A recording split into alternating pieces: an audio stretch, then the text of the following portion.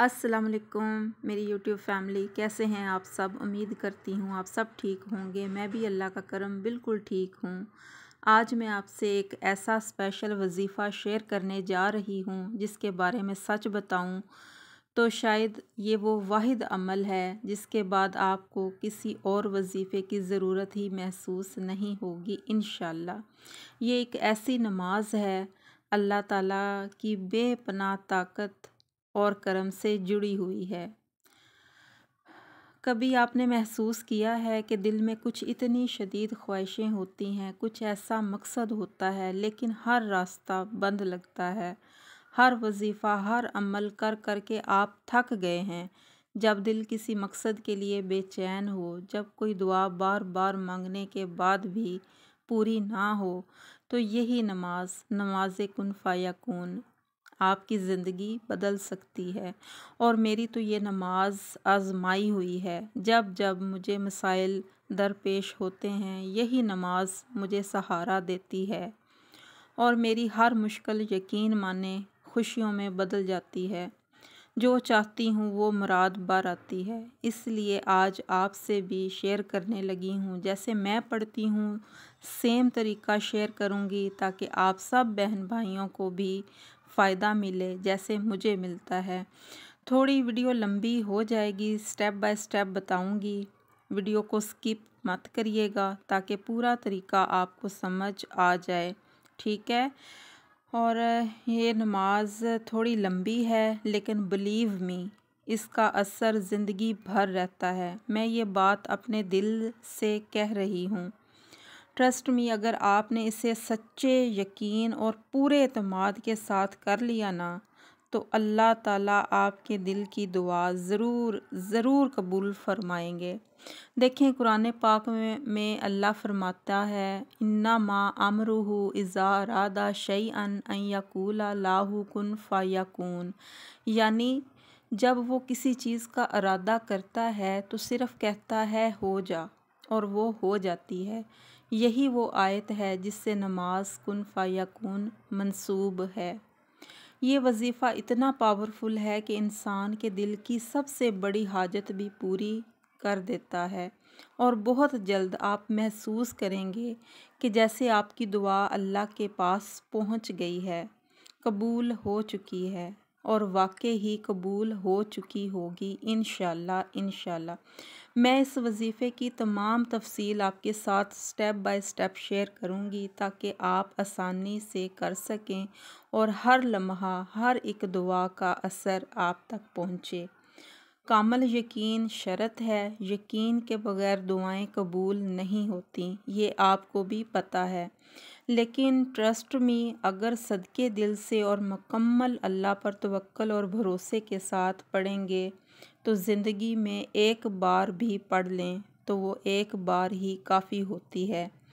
चलें अब मैं आपके साथ तरीका शेयर करती हूँ जैसे मैं अदा करती हूँ। सबसे पहले आपने नहा धोकर पाक साफ़ हो जाना है। फिर पाक साफ़ और साफ़ सुथरा लिबास आपने पहन लेना है और कोई ऐसी जगह सेलेक्ट करनी है नमाज अदा करने के लिए जहाँ कोई आपको डिस्टर्ब ना करे, ना कोई शोर शराबा हो, मुकम्मल तन्हाई हो और पुरसुकून जगह हो। फिर आपने नियत करनी है 4 रकत नफल क़ज़ाए हाजत की। ये 4 रकतें दो दो करके नहीं पढ़नी बल्कि एक साथ पढ़नी है। हर रकत में सूरे फातिहा के बाद मुख्तलिफ दुआएं पढ़नी हैं जो अभी मैं स्क्रीन पर भी लगा दूंगी। याद रखें, हर दुआ 100 मरतबा पढ़नी है, ना कम ना ज़्यादा। पहली रकत में सूरह फातिहा के बाद सूरत अखलास की बजाय यानी कि कुल हुवल्लाहु अहद जैसे हम नॉर्मल नमाज में पढ़ते हैं वो आपने नहीं पढ़नी। उसकी बजाय आपने ये दुआ पढ़नी है जो अभी स्क्रीन पर नज़र आ रही है 100 मरतबा, ठीक है। फिर दूसरी रकत में सूरह फातिहा के बाद सूरत अखलास की जगह ये दुआ पढ़नी है 100 मरतबा जो स्क्रीन पर चल रही है। इसी तरह फिर तीसरी रकत में खड़े होकर आपने ये दुआ पढ़नी है सूरह फातिहा के बाद, यानी कुल हुवल्लाहु आहद की जगह सूरत अखलास की जगह आपने ये पढ़नी है 100 मरतबा। वैसे तो काउंट करें उंगलियों पर तो भूल जाते हैं, या कोई लोग तस्बीह का इस्तेमाल करते हैं, क्योंकि इतना काउंट करना मुश्किल होता है। और मैं तो डिजिटल तस्बीह जो है ना वो यूज़ करती हूँ, उसके साथ बहुत आसानी हो जाती है। बाकी आपको जैसे सही लगे आप वैसे ही करें। इसके बाद चौथी रकत में भी आपने ये दुआ पढ़नी है जो अभी स्क्रीन पर चल रही है सूरह फातिहा के बाद 100 मरतबा। फिर सलाम फेर कर चारों रकतें मुकम्मल होने के बाद जाए नमाज पर बैठे बैठे 100 मरतबा पढ़ें जो स्क्रीन पर चल रही है। ये दुआ पढ़ें और दिल से अपनी हाजत मांगें, जैसे आप रब से राज़ो न्याज कर रही हों।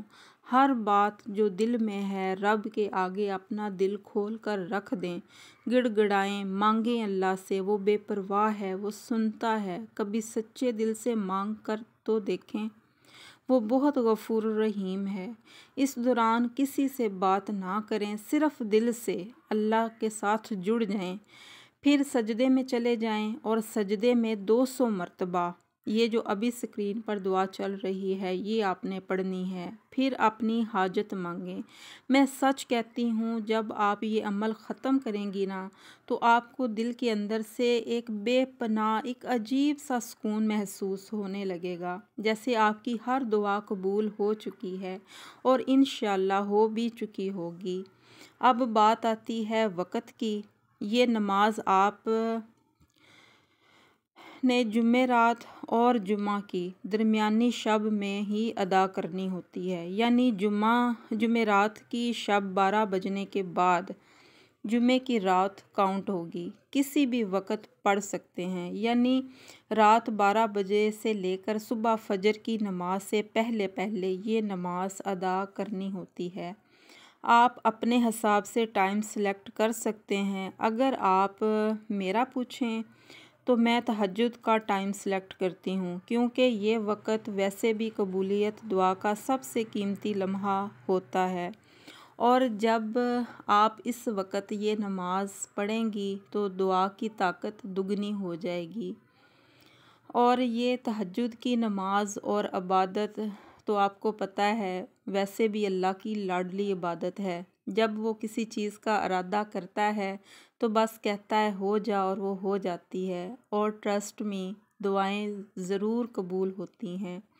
बस एक बात याद रखें, ये अमल आज़माने के लिए बिल्कुल भी नहीं बल्कि यकीन के साथ करना है।